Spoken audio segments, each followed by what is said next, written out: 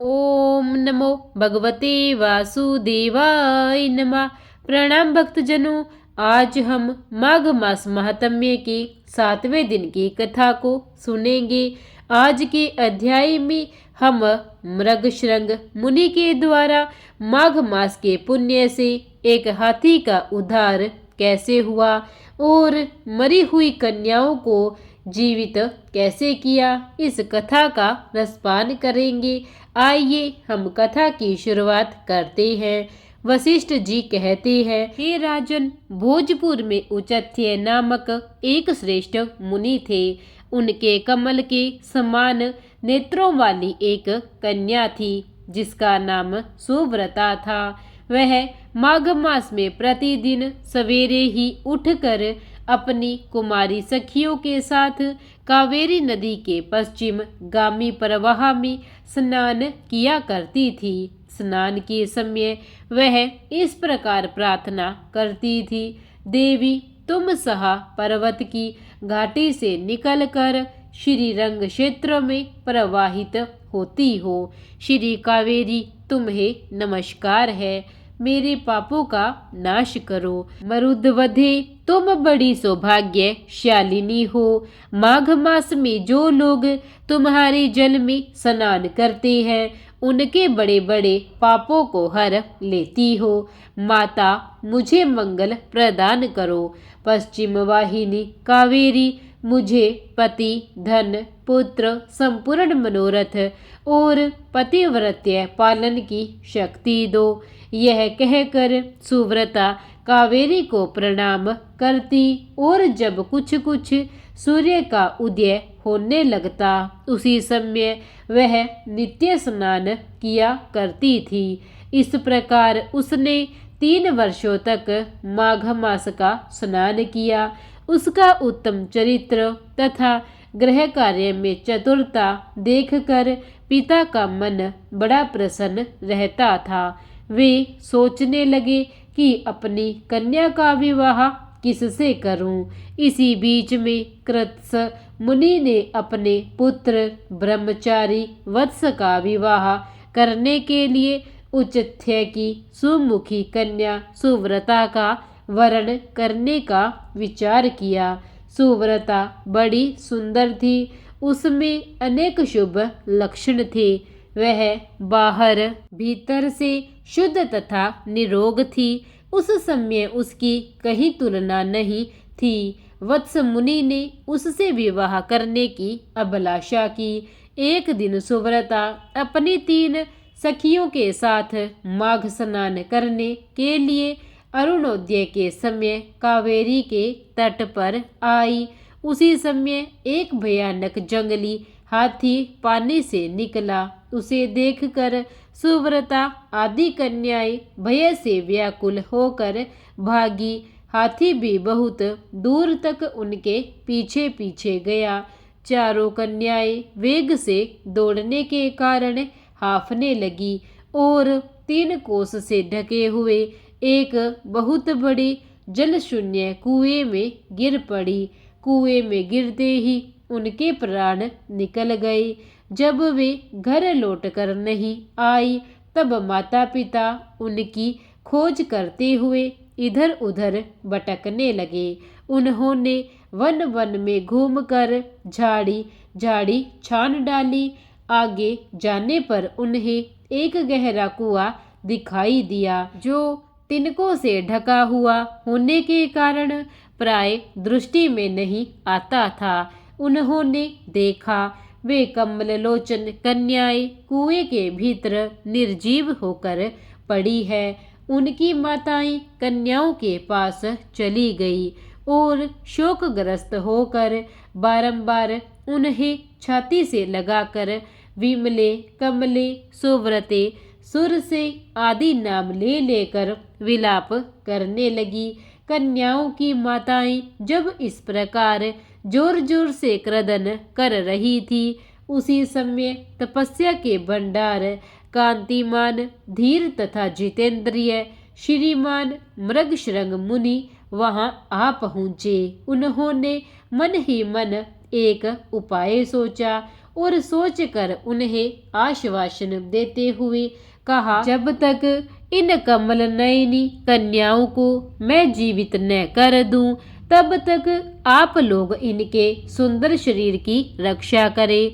यूं कहकर मुनि परम पावन कावेरी के तट पर गए और कंठ भर पानी में खड़े होकर मुख एवं भुजाओं को ऊपर उठाए सूर्य देव की ओर देखते हुए मृत्यु देवता की स्तुति करने लगे। इसी बीच में एक समय वही हाथी पानी के भीतर से उठा और उन ब्राह्मण मुनि को मारने के लिए सूंड उठाए बड़े वेग से उनके समीप आया। हाथी का क्रोध देखकर भी मुनीश्वर मृगशृंग जल से विचलित नहीं हुए, अपितु चित्रलिखित से चुपचाप खड़े रहे। पास आने पर एक ही क्षण में उस गजराज का क्रोध चला गया। वह बिल्कुल शांत हो गया। उसने मुनि को सूंड से पकड़कर अपनी पीठ पर बिठा लिया। मुनि उसके भाव को समझ गए। उसके कंधे पर सुखपूर्वक बैठने से उन्हें बड़ा संतोष हुआ और जप समाप्त करके हाथ में जल लेकर, मैंने 8 दिनों के माघ स्नान का पुण्य तुम्हें दे दिया। यूं कहकर उन्होंने शीघ्र ही वह जल हाथी के मस्तक पर छोड़ दिया।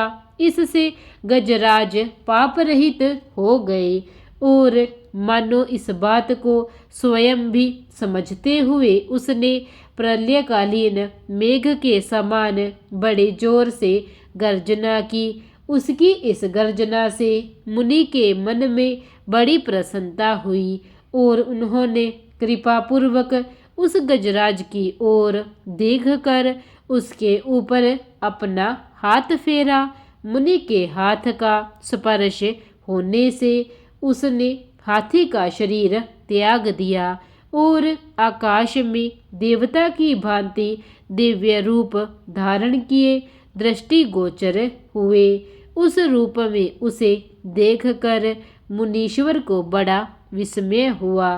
तब दिव्य रूपधारी उस जीव ने कहा, मुनीश्वर, मैं कृतार्थ हो गया, क्योंकि आपने मुझे अत्यंत निंदित एवं पापमयी पशु योनि से मुक्त किया है। दयानिधे, अब मैं अपना सारा वृतांत बतलाता हूँ, जिसे सुनिए।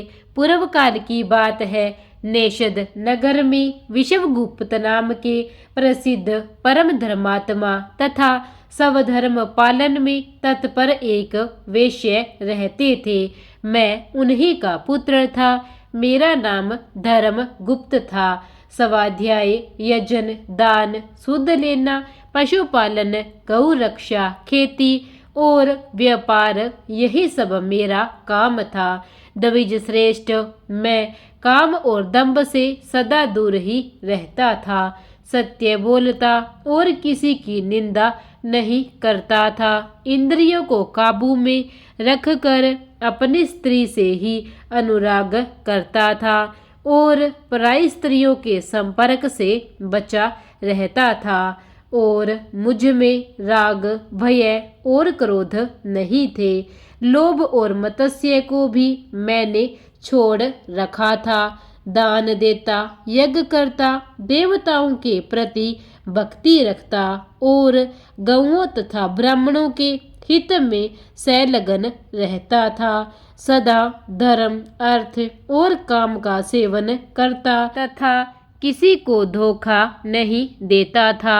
ब्राह्मण लोग जब यज्ञ करते उस समय उन्हें बिना मांगे ही धन देता था। समय पर श्राद्ध तथा संपूर्ण देवताओं का पूजन करता। अनेक प्रकार के सुगंधित द्रव्य, बहुत से पशु, दूध, दही, मट्ठा, गोबर, घास, लकड़ी, फल, वस्तु, धातु, ईख के रस से तैयार होने वाली वस्तुएं और अनेक प्रकार के रस बेचा करता था। जो दूसरों को देता था वह तोल में कम नहीं रहता था और जो औरों से लेता वह अधिक नहीं लेता। जिन रसों के बेचने से पाप होता है उनको छोड़कर अन्य रसों को बेचा करता था। बेचने में छल कपट से काम नहीं लेता। जो मनुष्य साधु पुरुषों को व्यापार में ठगता है वह घोर नरक में पड़ता है तथा उसका धन भी नष्ट हो जाता है। मैं सब देवताओं, ब्राह्मणों तथा गौओं की प्रतिदिन सेवा करता और पाखंडी लोगों से दूर रहता। हे ब्राह्मण, किसी भी प्राणी से मन, वाणी और क्रिया द्वारा ईर्ष्या किए बिना ही जो जीविका चलाई जाती है वही परम धर्म है। मैं ऐसी ही जीविका से जीवन निर्वाह करता था। इस प्रकार धर्म के मार्ग से चलकर मैंने 1 करोड़ स्वर्ण मुद्राओं का उपार्जन किया। मेरे एक ही पुत्र था जो संपूर्ण गुणों में श्रेष्ठ था। मैंने अपने सारे धन को 2 भागों में बांटकर आधा तो पुत्र को दे दिया और आधा अपने लिए रख लिया। अपने हिस्से का धन लेकर पोखरा खुदवाया, नाना प्रकार के वृक्षों से युक्त बगीचे लगवाए, अनेक मंडपों से सुशोभित देव मंदिर बनवाए, मरुभूमि के मार्गों में पोसले और कुएं बनवाए तथा ठहरने के लिए धर्मशालाएं तैयार करवाई।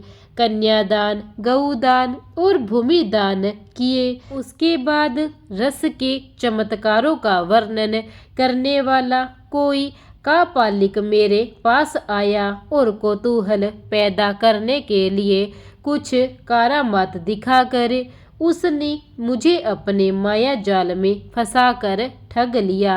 उसकी करतूतें देखकर उसके प्रति मेरा विश्वास बढ़ गया और रसवाद, चांदी, सोना आदि बनाने के नाम पर मेरा सारा धन बर्बाद हो गया।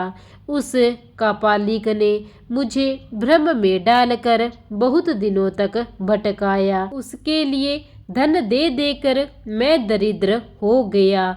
माघ माह का महीना आया और मैंने 10 दिनों तक सूर्योदय के समय महानदी में स्नान किया, किंतु बुढ़ापे के कारण इससे अधिक समय तक मैं स्नान का नियम चलाने में असमर्थ हो गया। इसी बीच मेरा पुत्र देशांतर में चला गया, घोड़े मर गए, खेती नष्ट हो गई और बेटे ने वेश्या रख ली। फिर भी भाई बंधु यह सोचकर कि यह बेचारा बूढ़ा धर्मात्मा और पुण्यवान है, धर्म के ही उद्देश्य से मुझे कुछ सूखा अन्न और भात दे दिया करते थे।